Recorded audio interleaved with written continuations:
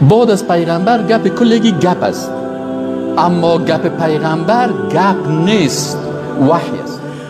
و ما ینطق عن الهوا ان هو الا وحی یوحى. همین کسایی که بسیاری کسایی که میگه والا ما قرآنی ها هستیم، امروز در امریکا و اروپا یک تعداد مردم هستن به نام قرآنی ها، چی میگن؟ والا ما احادیث قبول نداریم. خب چی رو قبول داری؟ قرآن قبول داری. اگر قرآن قبول می‌داشتی، خب قرآن میگه که پیغمبر و ما ینطق عن الهوا، خب قرآن میگه که پیغمبر از هوای خود گپ نمیزنه. گپ پیغمبر هم وحی است. نه من صحیح بخاری قبول ندارم، صحیح مسلم قبول ندارم، ابو داوود قبول ندارم، ترمذی قبول ندارم.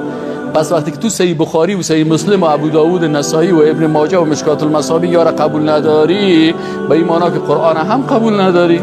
تو اصلا به قرآن کافر شدی، چرا که الله میگه و ما ینطق عن الهوا ان هو الا وحی یوحى.